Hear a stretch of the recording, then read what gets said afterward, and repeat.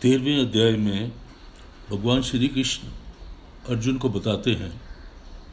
कि शरीर क्या है और शरीर को जानने वाला क्या है। इसी को शरीर को क्षेत्र और जानने वाले को क्षेत्रज्ञ कहा गया है। हे अर्जुन, यह शरीर क्षेत्र है ऐसा कहा जाता है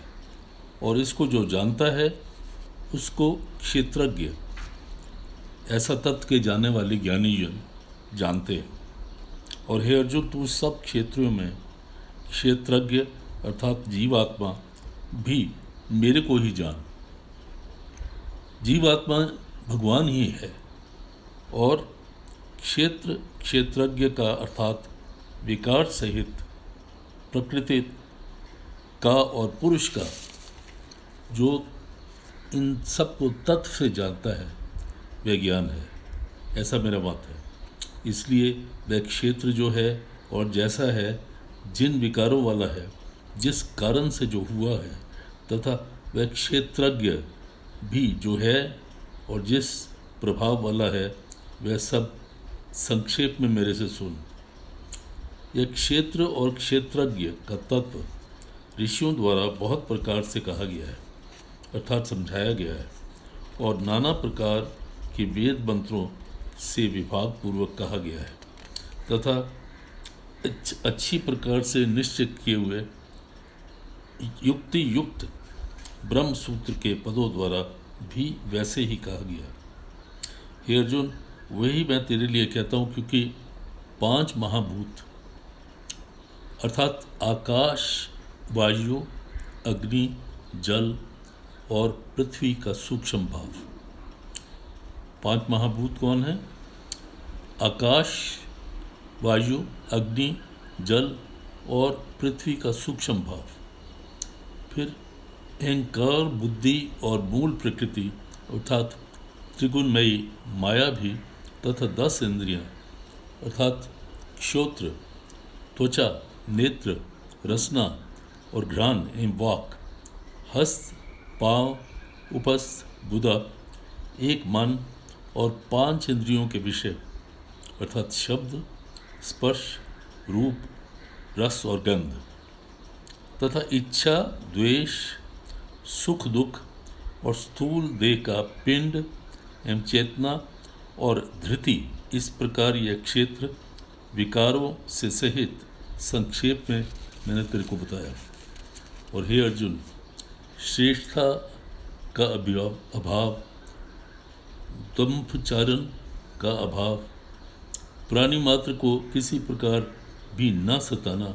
क्षमा भाव तथा मन वाणी की सरलता, श्रद्धा भक्ति सहित गुरु की सेवा, बाहर भीतर से शुद्धि, अंतःकरण की स्थिरता, मन और इंद्रियों सहित शरीर का निग्रह तथा इस लोक में और परलोक में संपूर्ण भोगों में आसक्ति का अभाव तथा अहंकार का भी अभाव एवं जन्म, मृत्यु, जरा और रोग आदि में दुख दोषों का बारंबार विचार करना तथा पुत्र, स्त्री, घर और धन आदि में आसक्ति का अभाव और ममता का न होना तथा प्रिय अप्रिय प्राप्ति में सदा ही चित्त का सम रहना अर्थात मन के अनुकूल या प्रतिकूल प्राप्त होने पर हर्ष, शोक आदि विकारों का ना होना और मुझ परमेश्वर में एक ही भाव से स्थित रूप ध्यान योग के द्वारा अव्यभिचारणीय भक्ति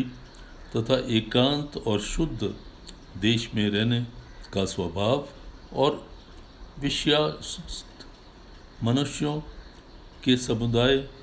में प्रेम का ना होना तथा अध्यात्म ज्ञान, नित्य स्थिति और तत्व ज्ञान के अर्थ रूप परमात्मा को सर्वत्र देखना, यह सब तो ज्ञान है और जो इसके विपरीत है वह अज्ञान है। और हे अर्जुन, जो जानने योग्य है तथा जिसको जानकर मनुष्य परमानंद को प्राप्त होता है, उसको अच्छी प्रकार से कहूँगा, वह आदि रहित परम ब्रह्म अकथनीय होने से ना सत कहा जाता है और ना असत कहा जाता है, परंतु वह सब ओर से हाथ पैर वाला, सब ओर से नेत्र, सिर और मुख वाला तथा सब ओर से श्रोत्र है,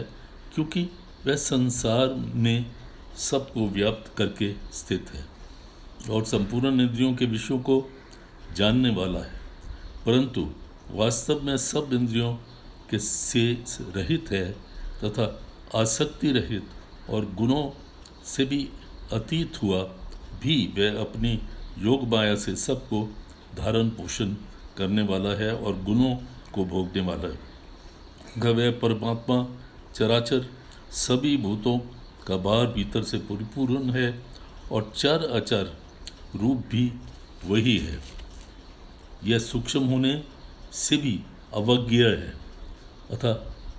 अति सूक्ष्म, समीप और दूर में भी स्थित है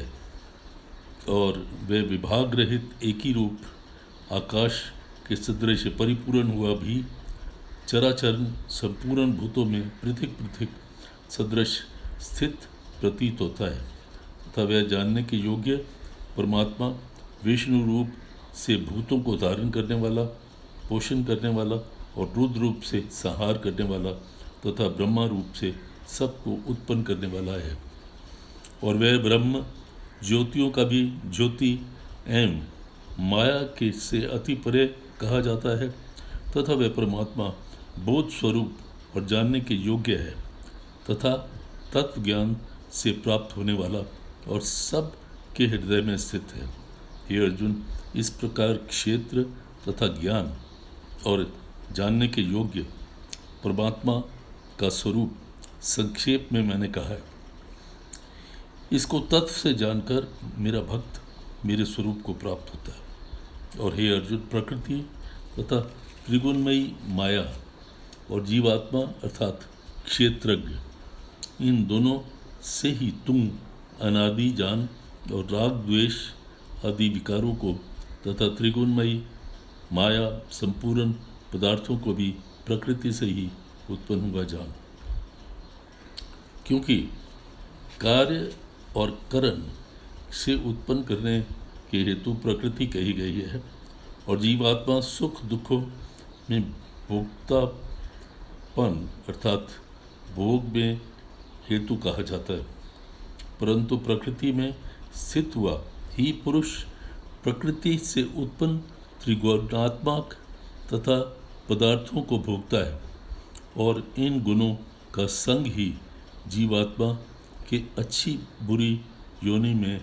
जन्म लेने का कारण है। वास्तव में तो यह पुरुष इस देह में स्थित हुआ भी अर्थात त्रिगुणमयी माया से सर्वस्य अतीत ही है, केवल साक्षी होने से उपद्रष्टा और यथार्थ संपत्ति देने वाला होने से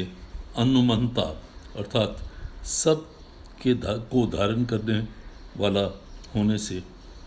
भर्ता, जीव रूप से भोक्ता और ब्रह्म रूप से भी स्वामी होने से महेश्वर तथा शुद्ध सच्चिदानंद घन होने से परमात्मा ऐसा कहा गया। इस प्रकार पुरुषों को और गुणों के सहित प्रकृति को जो मनुष्य तत्व से जानता है वह सब प्रकार से जब बढ़ता हुआ भी फिर नहीं जन्मता अर्थात पुनर्जन्म को प्राप्त नहीं होता। हे अर्जुन, उस परम परमात्मा को कितने ही मनुष्य तो शुद्ध हुई सूक्ष्म बुद्धि के से ध्यान के द्वारा हृदय में देखता हैं और अन्य कितने ही ज्ञान योग के द्वारा देखते हैं और अपर कितने ही निष्काम कर्म योग के द्वारा देखते हैं, परंतु इनसे दूसरे अर्थात मंद बुद्धि वाले पुरुष वे स्वयं इस प्रकार ना जानते हैं, दूसरों को अर्थात तत्व के जानने वाले पुरुषों को सुनकर ही उपासना करते हैं, अर्थात उन पुरुषों के कहने के अनुसार श्रद्धा सहित तथा तत्पर हुए साधन करते हैं और वे सुनने के परायण हुए पुरुष भी मृत्यु रूप संसार सागर से निस्संदेह तर जाते हैं। और हे अर्जुन, या मात्र जो कुछ भी स्थावर जंगम वस्तु उत्पन्न होती है, उस संपूर्ण को तू क्षेत्र और क्षेत्रज्ञ के संयोग से ही उत्पन्न होती है, ऐसा जान। अर्थात प्रकृति और पुरुष के परस्पर संबंध से ही संपूर्ण जगत की स्थिति, वास्तव में तो संपूर्ण जगत नाशवान और क्षण भंकुर होने से अनित्य है। इस प्रकार जानकर जो पुरुष नष्ट होते हुए भी सब चराचर भूतों में नाश रहित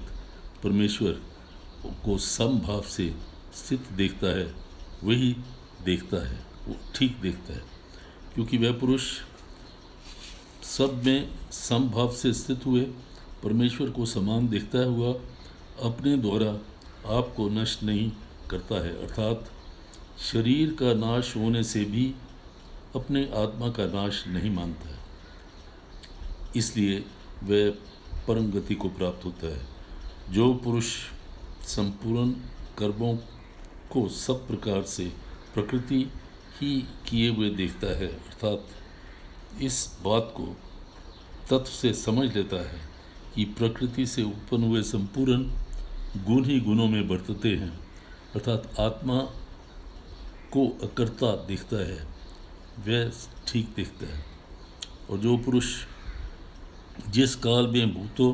के न्यारे न्यारे भाव को एक परमात्मा के संकल्प के आधार पर स्थित देखता है तथा उस परमात्मा के संकल्प में ही संपूर्ण भूतों का विस्तार देखता है, उस काल में सच्चिदानंद घन ब्रह्म को प्राप्त होता है। हे अर्जुन, अनादि होने से, गुणातीत होने से और अविनाशी परमात्मा शरीर में स्थित हुआ भी वास्तव में न तो करता है न लिपायमान होता है। जिस प्रकार सर्वत्र व्याप्त हुआ आकाश सूक्ष्म होने के कारण लिपायमान नहीं होता, वैसे ही सर्वत्र देह में स्थित हुआ आत्मा भी गुणातीत होने के कारण देह में गुणों से लिपायमान नहीं होता है। हे अर्जुन, जिस प्रकार एक ही सूर्य इस संपूर्ण ब्रह्मांड को प्रकाशित करता है, उसी प्रकार एक ही आत्मा संपूर्ण क्षेत्र को प्रकाशित करता है, अर्थात नित्य बोध स्वरूप एक आत्मा की ही सत्ता से संपूर्ण जड़ वर्ग प्रकाशित होता है। इस प्रकार क्षेत्र और क्षेत्रज्ञ के भेद को तथा विकार सहित प्रकृति से छूटने के उपाय को जो पुरुष ज्ञान द्वारा तत्व से जानते हैं, वे महात्मा जन परब्रह्म परमात्मा को प्राप्त होते हैं। ओम तत्सदिति। श्रीमद्भागवत गीता उपनिषत्सु ब्रह्म विद्याम योग शास्त्रे श्री कृष्ण अर्जुन संवादे क्षेत्र क्षेत्रज्ञ विभाग योगो नाम त्रयोदशो अध्याय। हरि ओम तत्सत। हरि ओम तत्सत। हरि ओम तत्सत।